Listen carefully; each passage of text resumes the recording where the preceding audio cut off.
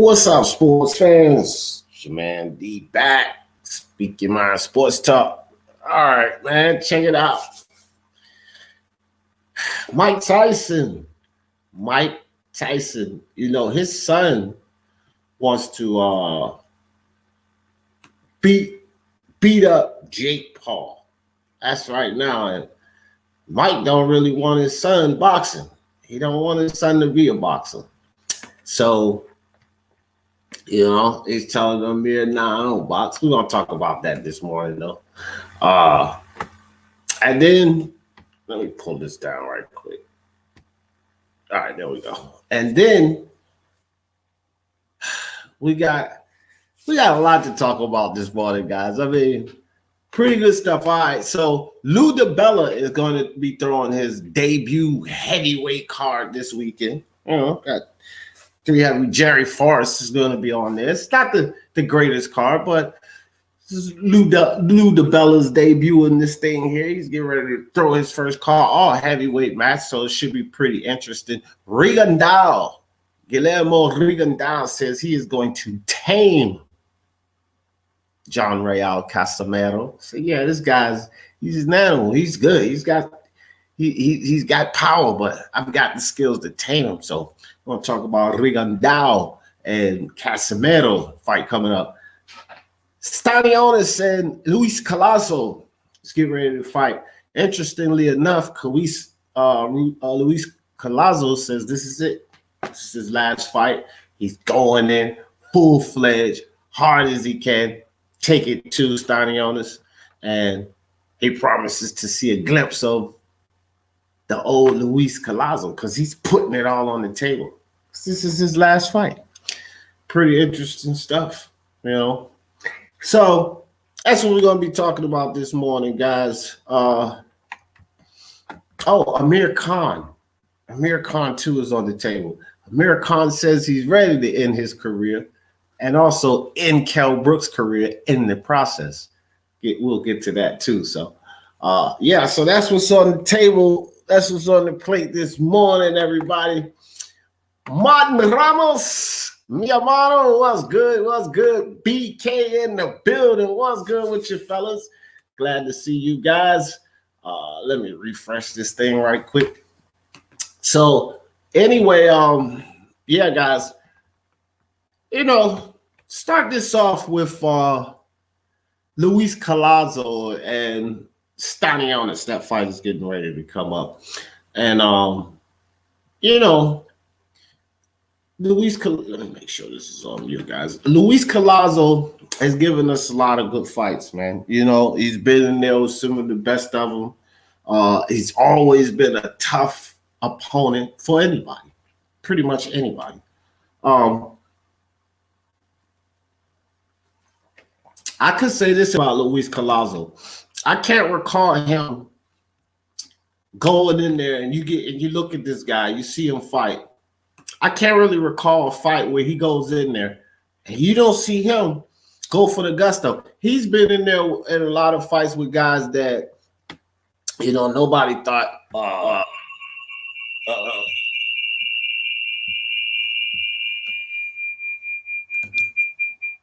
Sorry, guys. Echo technical difficulties there. Appreciate your patience. What's up? All right, so he's never been the kind of guy to go in there and put on a poor performance, I should say, or give you the appearance that he's not trying to give it everything. Can he beat Stanionis?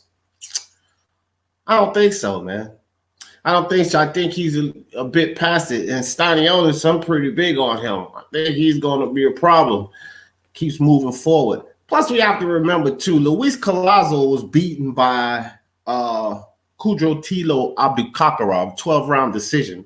Pretty decent fight, but Kudrotilo is not the toughest opponent. I personally wouldn't pick Kudrotilo to beat Stanionis. I think Stanionis puts him away fairly easily. I would comfortably pick Stanionis over Kudrotilo Abdulkakarov. I would say that. And Luis Callazo lost to him. It was and again, it was a performance where he came in there, he fought, you know, but he's a little bit past it. You know what I mean? He's a little past it. This is not the Luis Callazo from back in the day. Let me tell you something. The Callazo that fought Keith, different story. Much different story. Julio Martinez, mi hermano, what's good with you? Let's talk for the love of sports. Let's talk about it, Julio. What's good, brother? So, yeah, and I didn't even change that either, bro. Sorry about that, guys. I'm slipping on my pimping this morning. So I just expect. Let me get a guest in here too. At least put the invite out. Who's he talking? Stanionis and Luis Callazo. All right, guys. So I'm not sure. I don't remember. I think Martin. I know you've been up here before, Martin Ramos. You was first in the building. If you got some time, fam, I will extend this invite to you. If you'd like to come up here, chop it up with old D Jeff. Kevin in the building. What's good with you, Kevin? Good to see you this morning. Now, that is if you can't come up, guys. Remember these invites. I only invite one on the panel. Let's Mark show up. He always breaks the rules. Well, actually, I'm breaking the rule. I'm allowing him to come on. Mark on Rival. That's my guy. Y'all know. But generally, it's just going to be one on the panel so that we can flow through this pretty, fairly easily, get through all of the topics because we're going to have 5 topics every morning. I'm going to try to, make sure it's always something to talk about in boxing. So instead of just talking about one thing or one fighter, especially we've never done that here, just talk about one fighter all the time, but going to try to stay posted on popular events. I can't cover it all anymore, guys. I'm back in school and everything, but I can cover, pretty much the big issues that's going on. Anyway, neither here nor there. Julio Martinez, what's good with you? Martin Ramos, you was first up in the building. If you have time, you can come join your boy D Jeff. If you can't, no worries. I'll extend the invite to someone else. So back at it. So do I expect or should we expect Luis Callazo to beat Stanionis? Nah, not so much. I don't think so. Does he have a chance? Sure, he has a chance, but I think a small chance. I look at, Stanionis is a better boxer than Kudratilo Abdul-Kakarov. And again, he couldn't cut the mustard, but it's just because Luis Callazo, in my opinion, is a bit past it. He's, and that's it. That's it. I think an older version of Luis Callazo would put him down, man. I think he would. I don't know. Like I said, that Callazo that fought Keith Thurman, yeah, different fight. But right now, and this is, and Luis Callazo knows as well. This is why he said this is his last fight. Win, lose, or draw, this is it. You know what I mean? So sometimes you get to that point in your career where I got to hang it up, man. I got to hang it up. And this is where Luis is, and he wants to go out with a bang. And I believe he's going to put it all out on the lines. And Stanionis better come to fight, bro, because he does have experience, and this is the fight game. So anything can happen. Martin Ramos, mi hermano, what's good? You on mute, Martin, if you're trying to talk, brother. Muay Thai, hi, guys. I've just been made a mod. No, you should have been a mod, haven't you? No, I don't know, Muay Thai, but good to see you this morning. You there, Martin?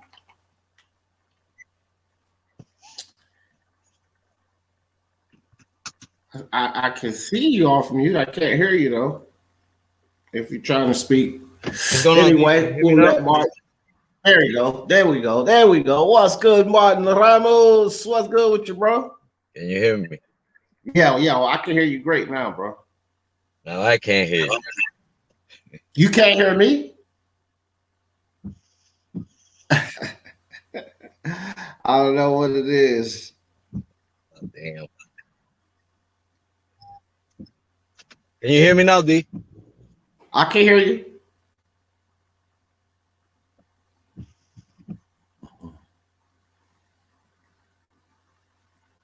I don't know, guys. All right, Martin trying to figure that out. I can hear you, Martin. I can hear you. I don't think you can hear me.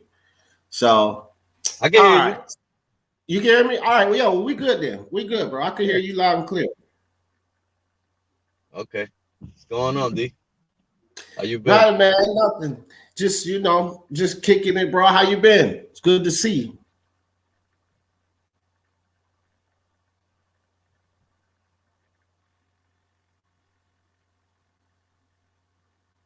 All right. Sometimes guys stream y'all be acting crazy and sounds, and trust me, I get it. So maybe it's kind of acting funny over there. But yeah, so moving on. I just don't think that okay, I'm trying to check to see Muay Thai just stepped in the building. I know I switched up a lot of mods, Muay Thai. I took a lot of them away because I was having a whole bunch of issues. I don't know. I don't care about those wrenches, Muay Thai. Those wrenches are meant for purposes of getting trolls, and we've done a good job of clearing a lot of those idiots out of here. So I removed a lot of wrenches because it was also a lot of people giving me problems with wrenches. Nothing personal. Much love with you, Muay Thai. I don't even care about those wrenches, buddy. All right, Martin Ramos is yeah, I don't know, BK. I think it was probably Ramos was having some issues with the StreamYard there, but we should be good now. So anyhow, all right, there's Martin back in the building. What's up, Martin? Did he get right? Yeah, I can hear you clear now. I don't know, something wrong with the signal. Yeah, I don't know. Yeah, I don't can know. hear you. Okay, you good, right? But I don't know. BK is saying that the sound is messed up. Yeah. I don't know. BK is saying BK, it gotta be your sound is messed up. You hear this? Yeah. I don't know. BK is saying BK, it gotta be your sound. Right. Okay. That's the sound. Okay. Check your sound and check your connection because it sounds clear coming off of that YouTube feed there. All right, BK. Might be you, bro. It might be you. I'm sorry. I just checked the sound, fam, on the phone. Might be you, bro. It's coming through perfectly clear, BK. So I think it may be yours. On the phone. Does anybody else hear a problem with the sound? Anybody outside of BK that need to restart and refresh your screen? Hey, like an echo. Yeah, that's what he said, but I don't hear it. Like, I don't hear it when I listen to it on YouTube. Jay Kyle in the building. But so what do you think about this Luis Callazo Stanionis? You think Luis got a chance, or he's calling it his last fight for a reason? What you think, Martin? D, I'm gonna be perfectly honest with you. I don't know who Stanionis is. But I know Luis Callazo, and he's a bit, past it, Yeah. Well, that's fine. That's fine. Stanionis is a fighter, Lithuanian, I believe, but he's on the come up, and he's really impressive. The guy can box. He's impressive to me. My thing, Martin, the last fight that Luis had against Kujotilo Abdulkakarov, he lost in a decision, which I think the fight was a good fight. Luis, he showed up, but he's getting older. You know what I mean? And I always like the Luis that fought Keith. He didn't beat him. He didn't beat Abdulkakarov. I think he probably beats Stanionis, but he's coming along in age. He's been putting in work, wear and tear set in, and he knows that it's time to go. And you can respect that when you have a fighter that knows it's time to hang the gloves up. Well, this is where Luis Callazo is. So, that fight with Keith. That's when I realized Keith can't take it to the body. That's the first time I saw him get hurt down there. I was like, wow. Yeah, he wore his body out, bro. He wore his body out. Tank Davis just mentioned that.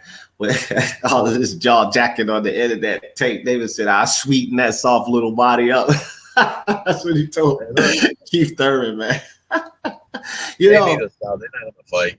No, I don't think Floyd. I don't really, but what's interesting, Martin, and I'm gonna leave off of that because we talked about it the other day. But what's interesting to me is that, and I've always said this when it comes to Tank Davis, I don't entertain any fight until I hear Leonard Ellerbe or Floyd Mayweather talking about it.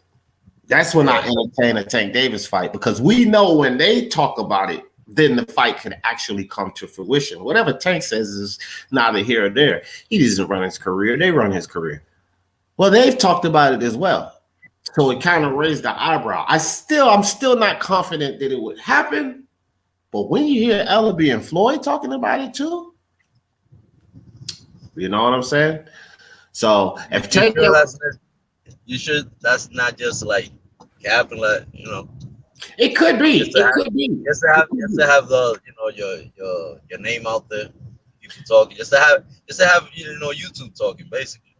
Well, it could be, and I really go along with what you're saying here, because they've done a phenomenal job at bringing this dude to stardom without putting in all the work.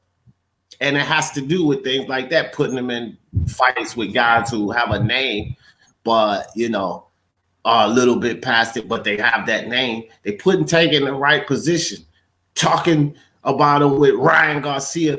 That Ryan Garcia thing actually helped Tank, even though they didn't fight, because his name is always being involved with this next big guy. You know what I mean? So just to get the fans thinking, damn, Tank, he just went to 140. Keith Thurman now? Just the association is putting more stock on him. So, I mean, this is something. Floyd's a genius when it comes to Tank Davis, as far as turning him into what he is. With the dude's fought Barrios and Pedraza his whole career. That's it. You know what I mean? So, and he's this name. He's this Tank Davis, right? Off of Barrios and Pedraza. So you got to say they've done a great job with him marketing-wise, right? And this could be just another one of those ploys to continue the facade. I mean, they moving him, you know, to the casual fan. You know, they're impressed. But to guys like you and I, like, you know, Pedraza, that was like the only solid fighter that I consider that he beat. You understand what I'm saying? Then they got this guy, you know, okay, I guess. But they got him like he's a 3-division world champion, which is like Fugazi. Really? He only holds like a super title in 130. Right. And he's not even fighting in that weight class. You understand what I'm saying? Right. So, yeah. I don't know. And listen, I love Tank. Tank is got so much talent. And the thing that gets me mad is like you want to see him with all these guys because he probably could beat all of them. You know, he has a shot of winning all those fights against Orion or Lopez, because he has that power. You know. Yeah, they can take him a long way. As you can see, it carried on to 140. He knocked out Barrios, a much bigger guy than him. You know, not as good, you know, but much bigger. Yeah. But, you know, see what happens. But is he gonna fight Keith Thurman? Nah, I don't think so. Yeah, I don't think so either. That's a talk, you know. Yeah, I don't think so. But let's move on. Lou DiBella. Lou DiBella is making a debut this weekend, guys, for those of you who haven't heard. And making a debut in what you may say, D. Jefferson. Well, Lou DiBella's throwing on a boxing card. You know he's been making some moves after the whole situation. Look, Lou has been in the game for a long time, for people that don't know. So he's getting ready to throw on an all heavyweight card. He's doing this. Lou's doing this. So I guess this is a way of getting his name back into the swing of things. It's not really. I looked at the card, right, and I'm trying to pull it up for you guys. Jerry Forrest was the highlight of the card. I'll tell you that. Now, I think Jerry Forrest is a pretty good fighter. I mean, I don't expect him to be a champion or anything like that. But again, this is what happens. Frank Warren, you put on these little cards, you start get guys interested, and you start putting on better cards. I can't find that article. I was trying to find that article. I read this thing last night, guys. I just didn't want to I misspoke the other day, so sometimes I pull these articles back up. But anyway, he has a pretty little interesting heavyweight card coming on this weekend. Only thing I know is this with Lou DiBella and like Frank Warren, MTK Global, these smaller cards like this, guys, look, somewhere around the world, some little hole in the wall town, even in the United States, these cards will bring attention to boxing. And at this point in time, we need all the attention to boxing we could get. I used to, talk a lot of junk about Jake Paul and these gimmick fights, but it's bringing attention to boxing. Slowly but surely, it's starting to bring our sport back. I was looking at where our sport ranked as far as popularity, and bro, as much as you hear boxing fans complain about certain things, we're slowly creeping up. We're steadily creeping up that ladder. We're not going back down. Remember, boxing was as far as 15th, bro, in this country. 15th sport, as far as popularity. Freaking badminton, billiards, and all of that was ahead of boxing. And we're back in the top 10 now, right? And it has a lot to do with Triller and the gimmick fight Showtime and, Lou DiBella putting on these smaller venues.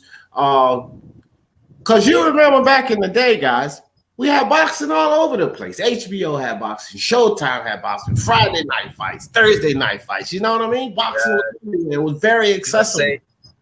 USA Tuesday night fights. Yeah, the MS nights. It was great. It was great. You put on the television, you could get boxing all the time, and that's what brings, the awareness. That's what brings people back into the love. I love it when I see young guys like I got a 150 Dream Team on here, in his early 20s into this sport deep. That's what it takes. So cards like this that Lou DiBella is putting on, although it's not the most marquee names, I can appreciate cards like this. I can appreciate these. Here's another thing about cards like this. These guys fighting on these cards like Jerry Forrest and these guys, they don't get the cameras in their face all the time. You know what I mean? They're not the fighters that always have the cameras in their face.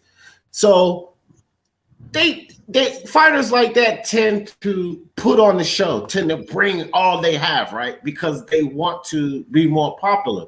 These smaller venues, these smaller shows sometimes. I've watched a couple of MTK Global, just pure MTK Global cards, right? And these guys, and they're fire cards. You know why they end up being fire cards? Because you don't have this prima donna syndrome. These guys are trying to put it all on the line. You end up getting great cards like that. It's great cards and great fights like that that brings it. Those guys like that, they're trying to get that exposure, and that's what we don't have anymore. Like fighters back in the late 80s, early 90s, they used to get more exposure. Like you saw like all the Hall of Famers, like most of the Hall of Famers that we have today in the Hall of Fame used to be on those cards. You know what I'm saying? Like those cards that weren't on HBO on pay-per-view. That's where everybody started. They got their name out there. It had fighters used to have more exposure than now. Now everything is like more underground, which is you don't get to know. Like you just mentioned this guy Stanionis to me. I never seen him. Why? Because guys don't get that exposure like they used to. Right. Yeah. Stanionis, Luis is saying what he's saying, but Stanionis is saying he's going to end his career. He said he's going to send it packing. BK says, sorry, I had too loud. Oh, no, it's all good, BK. Much love to you, brother. Hard recoil in the building. What's good, brother? What's good? Salute to you. But yeah, so I don't know, man. I might check out Lou DiBella's card because I like heavyweight fights for one. That's one of my favorite divisions. I think it's like a lot of people's favorite division is the heavyweight division, but it's one of mine. So I'm gonna watch if I can pull it up. I'm not paying anything, but if I can pull it up wherever he's showing, I am gonna watch it. I like to see Jerry Forrest fight. Jerry Forrest is a guy who always goes in there and puts it on the line. I was trying to find the other guys on the cards guys, but I couldn't find it. All right, so let's move on to the next topic because I'm on a time thing here, and I want to make sure that we touch everything, Martin. And I want to talk about Amir Khan, Kell Brooks. So Amir Khan still talking about Kell Brook, right? Here's the thing. Amir Khan wants to end his career by ending Kell Brooks' career. So Amir says that he's going to fight, or his plans are to fight 2021 sometime in this year. And he does expect, like Luis Callazo, that this may be his last trip out there. And he wants to end it with Kell Brook. He wants to put Kell Brook out of it. I think that it's the perfect scenario, right? Because listen, man, ain't nobody screaming to see either one of these guys fight. No one's screaming to see Khan get in the ring. Nobody's screaming to see Kell Brook get in the ring. However, there is some interest and intrigue in those two fighting each other. So why not end your career fighting each other? I think that this is the most stock. You know how they say the guy across the ring from you, you know, this is what makes the fight is not always the stock in one guy, but his opponent, you know, who his dance partner is. Yeah. I think that this maximizes the pay for both of them. This is the fight. This is the one. Yeah, those guys right there, they miss out on a lot. Yeah, you understand what I'm saying? That's what ducking does. You got these guys right here, they should have fought like 10 years ago. Indeed. Indeed. Like, I mean, it's one of those things where the fans wanted it. Almost like Pacquiao Floyd. However, they were still at the top of their game. You know what I mean? But it was still years like, come on, man. Y'all should have been fought. Sort of like what could happen with Spence and Crawford. Like this, they should have fought and they could keep going and going and get to a point where we don't even care about no damn Spence and Crawford. That should have happened long ago. I hope this is not the future for Spence and Crawford. This right here. It could very well be. This Brook and Khan situation could very well be. Because when those two guys was hot, when Brook and Khan was hot, bro, that fight was massive, especially over there in the UK. Everybody wanted to see it. And that would have been that fight. They would have made so much money over there in the UK, those two. They would have done that, you know, back then when they were hot. Then they both started losing. Then they ended up going up in weight and getting beat up by bigger guys. It's like I don't get it. Yeah, I feel like they could have made more money than what they made fighting those guys that knocked them out. Canelo and Triple G.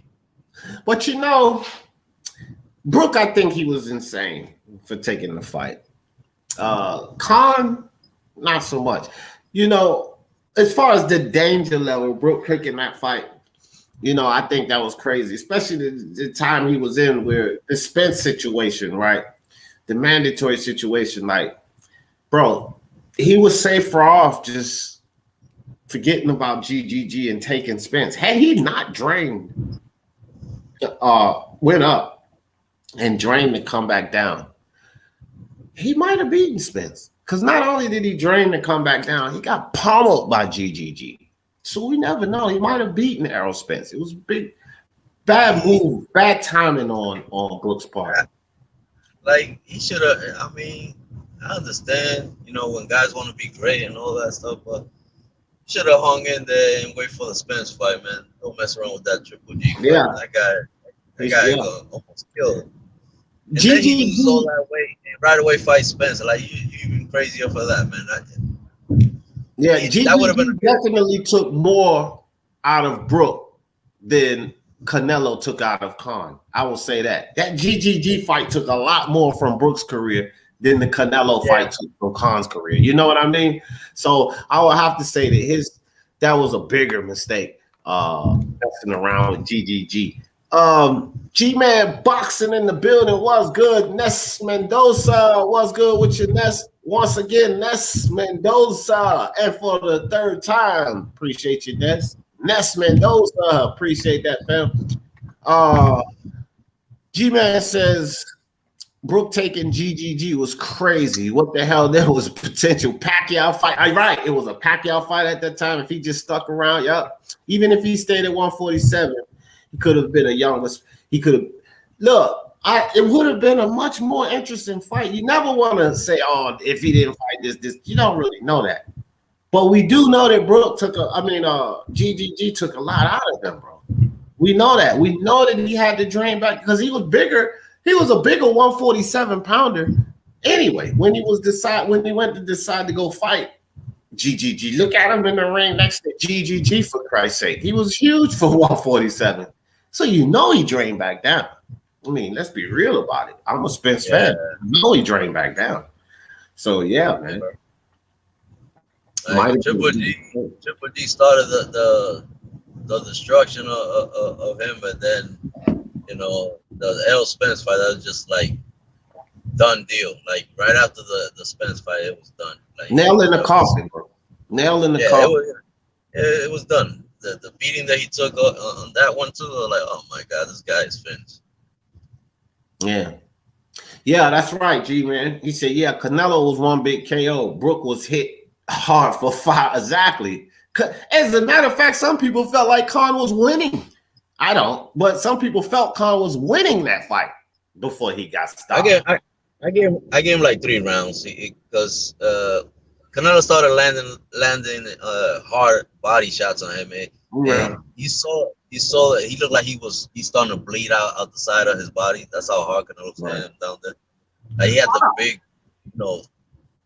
I always like to look at the damage that's done too. Like I know judges judge on how, but I like to look at the damage that's done. Like it's coming on to what you saying, Martin. Like Khan was boxing well, he was doing good, but he wasn't doing anything to Canelo. And Canelo punches was beating him down. So this guy might be throwing more punches and a little lighter on his feet, but the damage has to matter too, bro. Like this guy is punching, but he's getting bruised up. Like he's hitting him more, but he's getting hurt all over the body, all over his body. Like I never seen the bruises show the way it was showing on his body that day. It was crazy. He was getting hit by like a damn a piece of steak, getting hit with a damn a mallet. He said Ness Mendoza said, "LOL, glass chin Khan is also washed up." For fuck's sake, yeah. Well, I mean, both of them are pretty much past it. To be honest, to be fair, Ness Mendoza, that at least Khan won his last fight. Kell Brook got demolished in 4 rounds, so But yeah, they both passed it, and which is why the fight's intriguing because it's 2 guys. It's not like we have here Luis Callazo and Stanionis, one on the come up and one past it. No, both of these guys are past it. So that makes the fight even more. That's Grudge Match 2. They playing in it. Remember Grudge Match, the movie? Where, Stallone and De Niro. Yeah, I do. And and these guys have so much history. I've heard rumors about Brook when he was trying to make weight for Spence. If it's true, he had that fight lost long before he stepped in the ring. Could be, bro. I mean, we know just from what we know of boxing, G-Man. Oh, yeah, and if you guys haven't been over to check out G-Man Boxing, what the hell you waiting for? But anyhow, G-Man, we know that Brook was going to have trouble making that weight. We already know that anyway. Anybody who followed him at that time, I mean, he was, again, he and Spence was, let's get this out in the open. Because people always call Spence a weight bully. That's these stupid ass American fans. But Kell Brook was every bit the size of Spence, even bigger than Spence. Spence even said, he was like, man, I didn't know he was that big. At the press conference, I know most of you guys remember, Spence was like, man, I didn't even know he was that big. Brook was bigger than Spence, right? Yeah, he was. But did you hear all this weight bully for Brook? You never really heard it.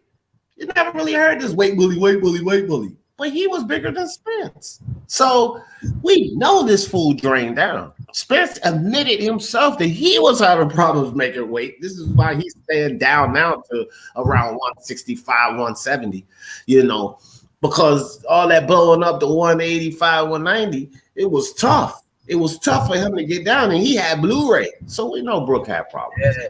We know that. One thing about Spence, Spence he getting a lot of flack because he's man down and he hasn't got a knockout in long time. But I believe, like, if he moves up in weight, I think he's gonna get knockouts again. Because I feel like he's doing too much to make 147. Yeah. Spence is a big welterweight. That's not no little guy. No, Like, he's got middleweight size, bro. He's literally got middleweight size. Yeah. And I agree with you totally. I've said this for a while. People are like, oh, when Spence moved to 154, this, and that gonna happen. And I'm like, I don't think so. I think he's gonna be more aware, faster, sharper, stronger at 54, punch harder. I'm with you, Martin. That's what I think at 154 for Spence. I think so too. Yeah. You can see it. The dude is like, he's huge. He's the same. He's almost the same height as Charlo, as Jamel. You know, they're like almost the same height, and he's a big kid. And I'm looking at him like, this guy's too big for welterweight. Yeah. He said, Ness can't see you. How to unblock? It's hard recoil. How do you do that? Oh, you gotta go. If you have Ness block hard recoil, you gotta go to your YouTube account. You gotta go to YouTube, the back office account. You just go to your YouTube page, hit your little icon that sits there at the top, and go to settings. And then when you go into settings, go to community, and then it'll show you people you have blocked. That you gotta unblock them. For some reason, maybe I don't know why, but it must have happened. You can't see his comments. He's blocked on your page. That's what that is. If that's what you guys are talking about, I don't know. Merrill Dixon in the building. What's good with you, Merrill? Yes, all is well, brother. Especially since you stepped in. Jeff in the building. What's good? Morning, D in chat. Stopping by to drop quick like. Have a good one, everyone. Thank you, Jeff. We appreciate you, brother. We appreciate you. G-Man says, to be fair, both guys are so far gone, it might make it entertaining. That's what I'm saying, G-Man. This is the pinnacle. This is for both of these guys. Like, you put them in the ring with someone else. Let's be honest. Put them in the ring with Virgil or Boots or people they're gonna get beat up. Don't do that. Right? No, don't do that. That's right, and these guys are fighters coming up. So if you put them in the ring with them, people go, they're gonna get beat up. This is the best fight for both of them. They both have names, you know. There's a little rivalry going on. There's a nationalistic thing with them. This is the perfect fight for both of them. Khan says that Brook is being greedy. So he said Brook needs to step it up, come to terms, and let's make this fight happen and stop being greedy. That's what it is. He's saying that Brook is pricing himself out. Believe it or not, it's still a big fight over there, D. It's gonna be a big fight. I believe it. Yeah. I believe it. It's the UK. They both UK, fighters. So, all right, guys, I'm feeling enough time on this Brook Khan situation. Have to move on. We have to move on. Guillermo Rigondeaux says he is going to tame. He has the skills to tame John Real Casimero. Listen, I'm going to slide down real quick before I start this. Make sure I didn't miss anything. Where's the piss bottle? Oh, man, I missed that. All right. Nobody else came in. So, Guillermo Rigondeaux, John Real Casimero. Guys, when the whole Nonito Donaire fight fell apart, and I found out that John Real Casimero was going to be fighting Rigondeaux, I said then, and I have not wavered, and I don't think that I will waver to the fight, Rigondeaux for the upset. I said it, and I'm stuck, and I'm there now, and I'm going to pick them. I'm going to pick him to win. See, Guillermo Rigondeaux says that, yes, Casimero hits hard. Yes, he's explosive, exciting, but I have the skills to tame him. And I agree. The Duke Mackay fight, if you guys watch John Real Casimero fight Duke Mackay, Duke Mackay is not a great fighter, but he was piecing John Real Casimero up. John Real Casimero was too powerful for him. Again, Duke Mackay is not the greatest fighter, but he was piecing this guy up. Casimero has defensive laps all the time, right? He leaves himself open when he comes in. A lot of these shots he be winging. Let's get something straight, guys. Rigondeaux was only stopped against Lomachenko in a weight class he shouldn't have been in. I know Casimero hits hard. He had no business at junior lightweight. He had no business up there at 130. None. That is when Rigondeaux has gotten stopped. No one else stopped it. Yeah, go ahead, Martin. Go ahead. He looks too small. Even Lomachenko was saying that, like, he don't feel like, as much as people were saying that he was ducking Rigo, he said like, he don't feel like he's gonna get any credit for that fight because the guy is old and he's too small. Loma was saying it himself. The guy is too small. He said it in the interview. The guy is too small and old. Like, he don't feel like he's gonna get like a lot of credit for that fight. Right. And let's be perfectly honest. Let's be perfectly honest. What happens if you put John Real Casimero in the ring with Lomachenko? He beats the hell out of him. He'll beat the hell out of him. He will beat the living hell out of John Real Casimero. This is the only time Rigondeaux has been stopped. This is the only time Rigondeaux has been stopped. Casimero, on the other hand, he's been stopped by a much smaller guy and much less skilled guy than freaking Vasyl Lomachenko. These are the facts, guys, right? I'm picking Rigondeaux to win this fight, fellas, and I'm picking it comfortably. I don't think that power Casimero has is going to be enough. I don't think so. He's not the greatest boxer. I don't know what people see in John Real Casimero, but they must not be seeing the defensive laps. They must not be seeing the inefficiency with his footwork. They must be missing. They must miss how he keeps that goddamn hand down. Every time he wings that wild hook, that hand is down and this is all wide open to be smacked.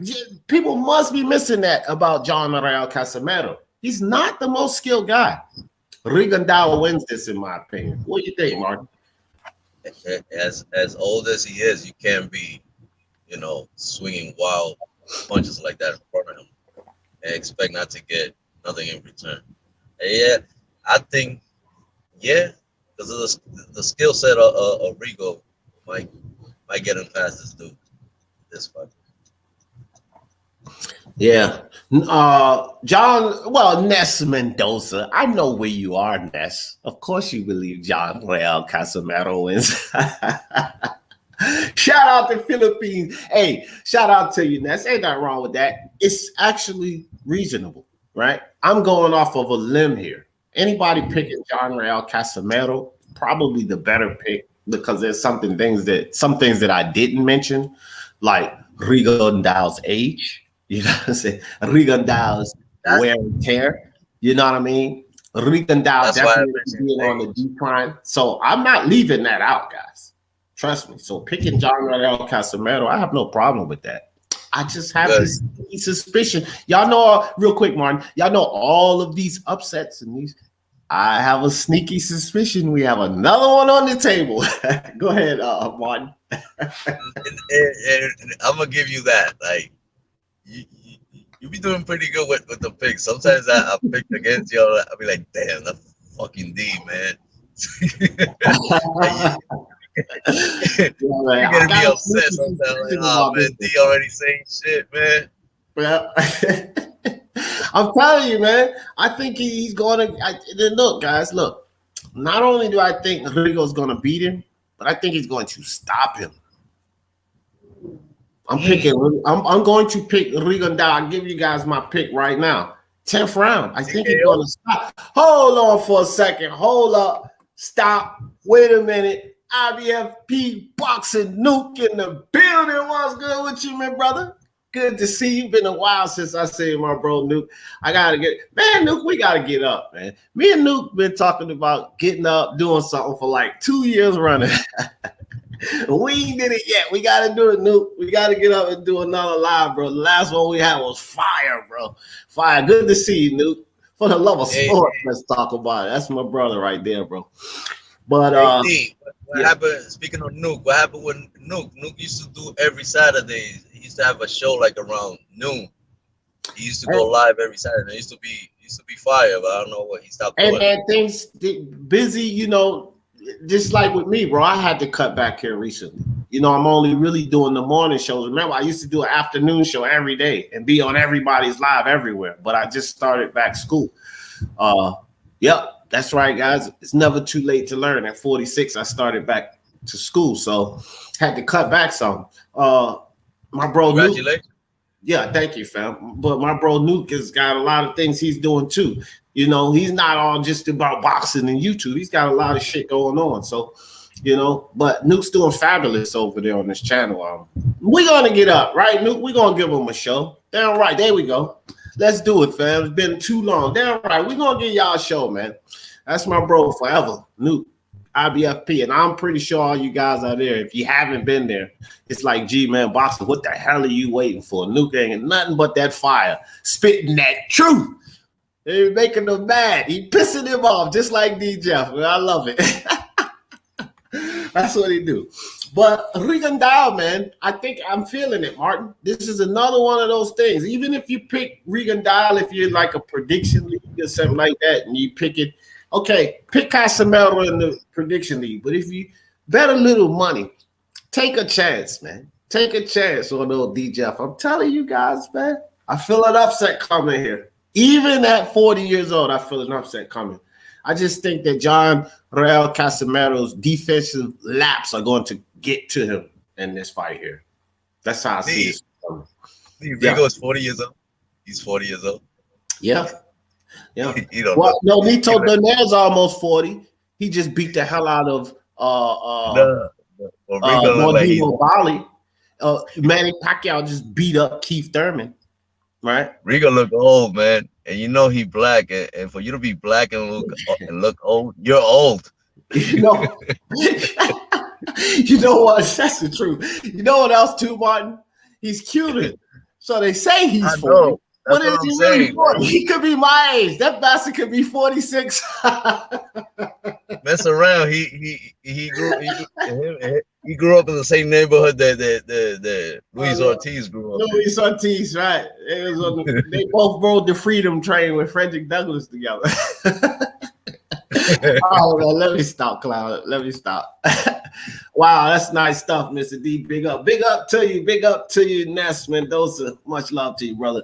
Delighted to hear you're back in school onwards all the way. Yes, sir. Yes, sir. No doubt. No doubt. So, guys, last topic.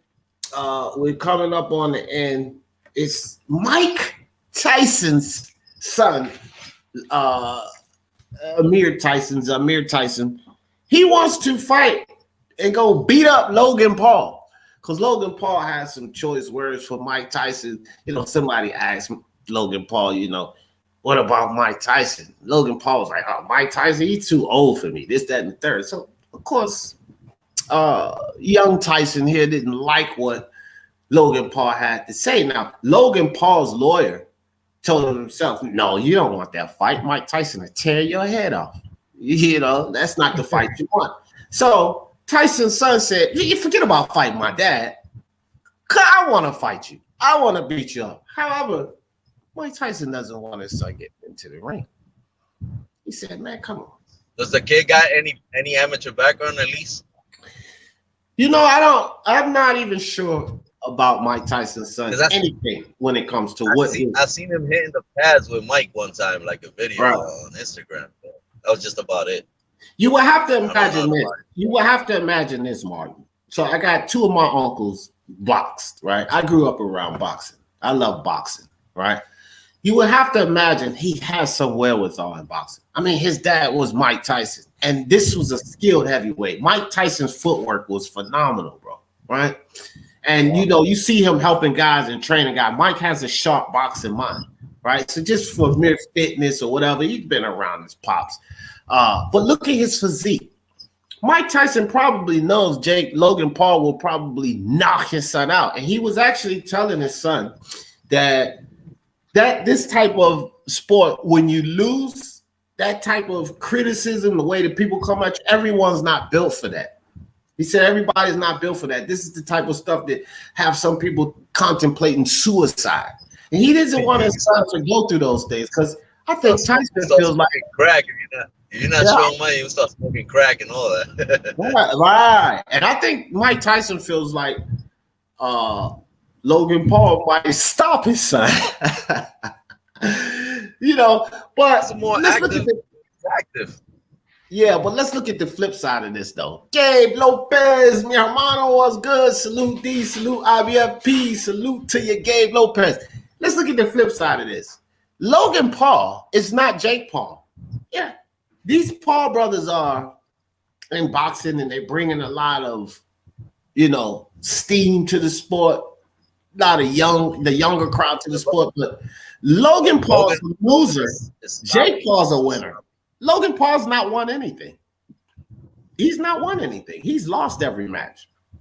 So, Amir Tyson may be thinking, I could take him. He ain't really a boxer. And if that's what's going through his mind, guess what? Probably, I wouldn't disagree with that. Logan's no boxer. Jake's no boxer. Jake Paul, you're not a boxer because you're not boxing boxers. He's in there fighting YouTubers and NBA players and past UFC fighters. UFC fighters just passed it. NBA players and YouTube. He's fighting fat old MMA fighter with hip surgery. You're not a boxer either. So Jake Paul and Logan Paul are no boxers. At least we know Amir had tutelage, have come up around the great Mike Tyson. This is an ATG. So I'm not sure. I'm not sure what the kid's boxing acumen is, but I believe he knows his way around the ring. I would assume he does, right? Growing up with He's that. built like Mike. He looks like Mike, like the body shape. I don't know, Martin. I don't know, man. He's a little loose. Hold on, let me blow this up. You remember Mike Tyson was ripped up, bro. remember Mike Tyson at that age? Amir Tyson don't look like his pops at that age, man. He had a t-shirt that day, that's why. Yeah, man. I tell you something else too. I wonder if I still have this picture. I'm not sure, but I want to put this picture up if I still have it. There I do. I do still have it. Now check this out. This Mike Tyson that I'm getting ready to show you guys. Let me pull this down for a second, Gabe. This is really funny here. Bruce goes in the building. What's good with you, Bruce? Okay, so this Mike Tyson that I'm getting ready to put up was more built than his son. But I'm going to give you the significance of this. All right, so there's Amir Tyson, and here's Mike. Now, this Mike Tyson, guys, this guy here was more built than his son, right? Here's the funny part of it. This Mike Tyson right here was freaking 12 years old, fam. He was 12 in this picture. Look at his arms and his shoulders. And now, let's look at his son. Nah, Martin. Nah, dog. Nah. I'll take that back. The 12-year-old Tyson was more built than his son. The 12-year-old Tyson. Yeah, Tyson used to go to tournaments. Tyson used to go to tournaments. They didn't believe his age. They thought he was an older dude. They thought he was 18. Yeah, they thought a 15-year-old Mike Tyson was knocking out 22 and 24-year-old guys. Yeah, when he was 15, he was knocking those guys out here in New York. It was crazy. Yeah, and Mike knows that his son don't. Like my son. I'm 5'6", right? My son is 6'1", almost 6'2" now, right? When he was 16, he was about 5'11", bigger than me, of course. Everybody's bigger than D. Jeff. I'm 5'6", 140 pounds. You're scaring me because my son is like 5'10" right now, and I'm your height, and my son's about to turn. He's about to turn. He's gonna get there. Don't worry, Martin. That's what happened. I don't know where the fuck the height came from, but my son just blew up. But anyway, he's 16 years old, right? And he's the same size as your son, 170. And he decides to try me, man, right in front of my mom. So you already know.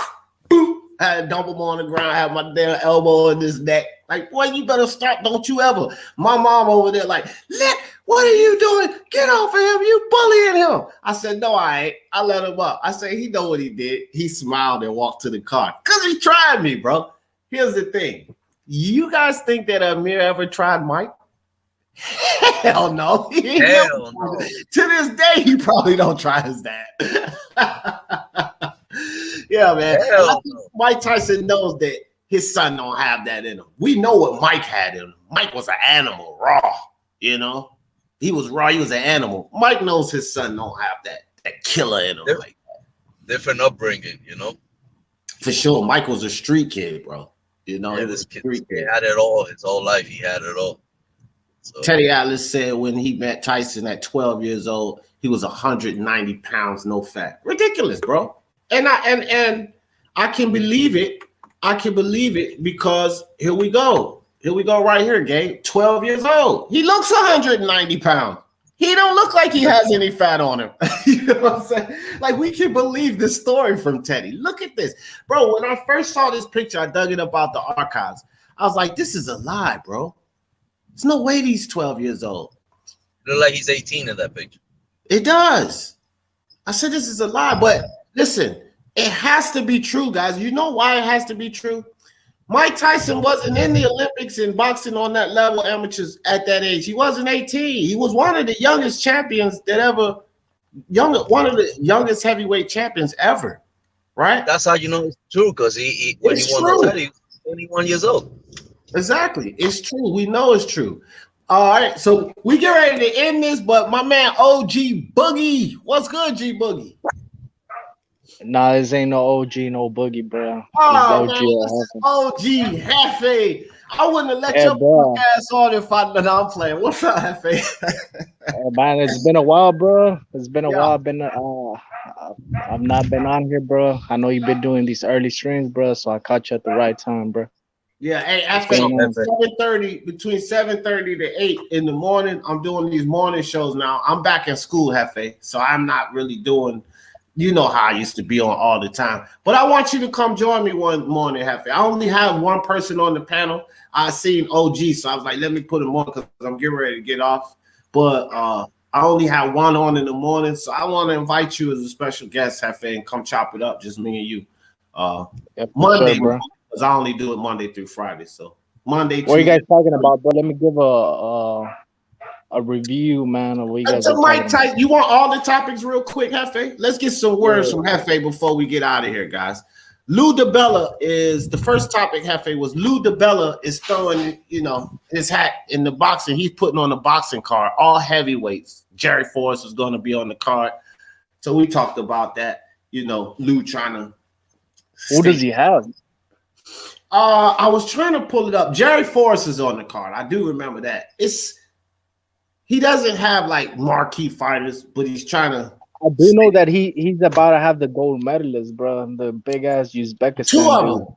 Two of them. So he does have fighters coming. That's true, Hefe. Good call. All he needs is dates, bro. A lot of these promoters, they do have fighters, but they don't have dates. They don't have TV networks, so it's kind of harder for them. So. Right.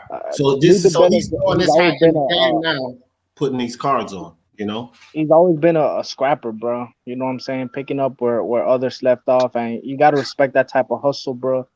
Because I do that type of work, bro. I'm scraping the bottom, bro, but I'm still making that paper. You know what I'm saying? That's what's up, dog. You got to do it. It is what it is, bro. Somebody got to do the job, so I understand where it's coming from. So that's what I think about that topic, bro.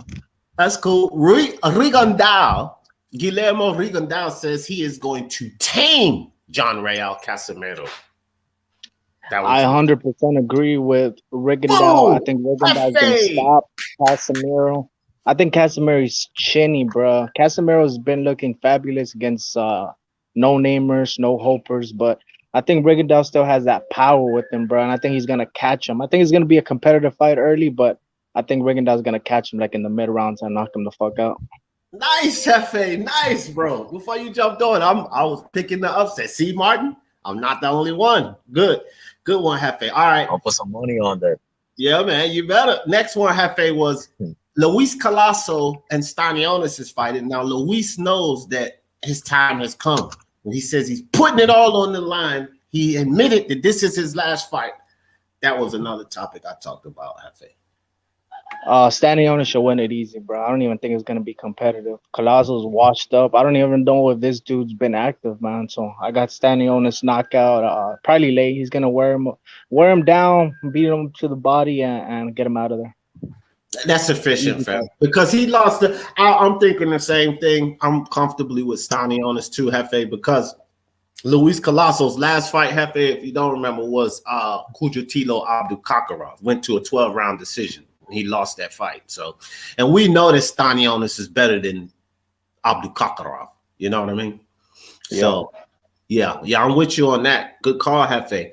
The next topic, Hefe, was Amir Khan wants to end his career by ending Kell Brooks' career. That's the last fight he wants. He's still talking Kell Brook. What you think, Hefe? I think this is what's all wrong with the sport of boxing. Dudes like this that wait to the end of his career just to cash out to fight the dude that he should have fought fucking 5-6 years ago. So to tell you the truth, bro, as a boxing fan, as a hardcore boxing fan, I don't approve of this. He could go on and fight him, but he's not gonna get my dollars. He's not gonna get my views. So Amir Khan could fuck off, bro. Like I said, that fight is only gonna be big over there.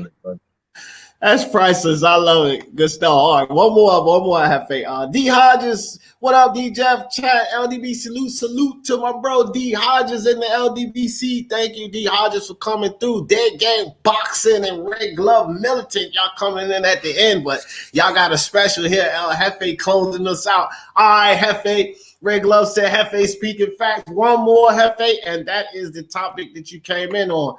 Amir Tyson is talking about fighting Logan Paul, but Mike Tyson doesn't want him to climb in the ring. So I was talking about that. Wait, you said Logan Paul versus Mike Tyson? No. Amir Tyson, Tyson's son, he's in this picture here, right?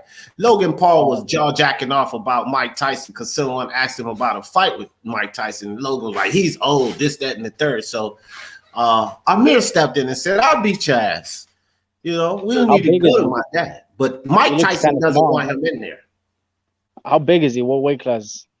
He would be the same. He's about the same size. That's him right there. He's about the same size as Paul. What's his boxing record? The same as Paul. None of them won anything. Tell the truth, bro. I don't even know, man. That's a toss-up. I know. And you know what? What I was saying about it, Jefe, was that Mike Tyson knows. He knows his son don't have that dog in him. He knows his son ain't built for this. And he probably don't want to see his son getting knocked out. Because one thing we could say, we don't have to like the Paul brothers, but they've been training. We don't have to look at them as official boxers, but they've been training in this sport. Mike Tyson knows how far along or what his son may need. He may know that his son doesn't need to step in that ring at all. Plus, another thing that Tyson was saying is that a lot of people that are boxing because this is what they do. They need it. They need to feed themselves. He said this kid has got a silver spoon. He's like, you know, it seems like a lot of sons are fighting now, bro. You got Campbell's, Campbell Hatton. You got Conor Burns. You got fucking bro. Watch this shit, bro. I could already predict one of Mayweather's sons is gonna come out for an exhibition. Somebody's gonna end up fighting him. He's gonna fight some rapper, some shit like that, bro. Everybody's doing it for the money, man. Everybody's trying to get a piece of the pie, bro. Celebrity boxing is hot right now. You know what I'm saying? I don't think it's gonna last forever. So a lot of people are just gonna come in, try to make as much money as they can, bro, and then get the fuck out of the sport, man. Because you can't play with this sport, man. That's the truth. This ain't no game, bro. This ain't no game. This is this is a sport. You know, you don't play boxing. You know, that's one thing. Somebody's gonna slip up and fight one of these solid, real boxers and get hurt real bad. That's what I'm saying, bro. Like it's easy. Like we've all been in fights here, bro. It's easy to beat somebody's ass. People take pride in beating some bum's ass. So a dude way smaller than you, a dude way older than you. That's a coward way to do it, right? You big yourself up, but once you fight somebody with the same force, the same size, somebody that's actually gonna fight back, that's when you truly see what they're made of, bro. I've been in a lot of fights throughout my years, bro. And that's how I was, man. I was whooping all these dudes' ass, bro. But it wasn't until I stepped up my game, bro. I started to fight real street dudes, real dudes that been in wars, man. And that's when I saw my potential. Like, bro, sometimes you win some, sometimes you lose some, but I've never stopped fighting, bro. And I don't think these dudes are built off that, bro. When it gets hot in that kid, Rick Love said G. Jeffries versus both Paul brothers in the same night. Make it happen. Hey, I tell you this, Rick Love. I'll probably get beat up twice, but boy, I make a lot of money, huh? Let's make it happen. Hey, but I just wanna, I want to say this, bro, before you end this, man. We had a sad case happen in the YTBC, bro. I just wanted to inform you because you probably don't know. Coco Tyler has passed away, man. So all the people that didn't know about. Allegedly, it is true, bro. We haven't heard from him. Young guy tried to get in contact with him. I guess they gave him that information, and that's what we believe happened, bro. We're still trying to get in contact with him and see what happened. Man, I don't know. They don't know yet, Martin, but I will tell you guys something. I'm hoping, pray that that's not true, because I like Coco, bro. Hefe knows. I ain't never had no problem with Coco, bro. That's my guy. And he was a young man, bro. Like, yeah, young kid, bro. He's not even that old. And I always like Coco Tyler, bro. Never had no problem with Coco, man. Let's just pray for his family and Coco and hope that that's not true. All prayers to Coco Tyler and his family, fam. We had a YTBC memorial service, bro, like 2 days ago on Young God's channel, because his channel got taken down. So if you guys want to check that out, find out more details or whatever, y'all could check that out, man, at Young God MXBC. Yeah, I'm gonna go check it out, bro. Hey, thanks for letting me know that, Hefe, because I didn't even know that. But hey, guys, we got Priceless. This is a Priceless Morning Show. We ended it with none other than OG Hefe. Thank you, Hefe. Thanks for coming up, fam. But look, make sure you come back next week. It's gonna be me and you on one of these shows, Hefe. All right? For sure, bro. Isn't Hefe like 21 years old? Who, Hefe? Nah, he about 23 now. I know him about 2 years. He was 21 when I met him. He getting up there. He getting up there in age, Martin. You getting out there? Damn, man. I take that back. Grown man status. Hefe in the building. It's crazy when you start seeing younger people coming into this YTBC, bro. That's how you know you're getting older, bro. So shout out to them, man. That's the truth. That is the truth. Hey, guys, so we got past that hour mark, about hours, 7 minutes. Give me some closing thoughts, Martin. Quick, D. Thank you for having me on. It's been a pleasure this morning, getting ready to go to work.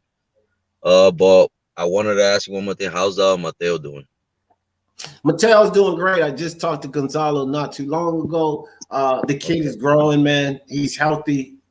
Mateo's doing great. He's doing great. So shout out to Gonzalo and Mateo, and shout out to all you guys, because that little fella's here because of you guys, because of everything we push for, and it feels great, bro. It feels great. So thanks for asking about that. Getting ready to start my day. You guys have a blessed day. Bless you all. You too, Martin. Hefe, give me some closing thoughts, brother. Yeah, man. As always, salute to G. Jeffries putting in that work, bro. Even though G. Jeffries is about to get graduate for his PhD, bro, putting in that schoolwork, bro. About to graduate with a fucking philosophy, fucking PhD type of shit, man. So shout out to him, bro, for putting that work, man. Rest in peace, Coco. Shout out to y'all, man. And go out there, man. It's Friday. Make that money, bro. So when you come back home, you know what I'm saying? You got that money. It's Saturday tomorrow, bro. And you already know what Saturday's all about, bro.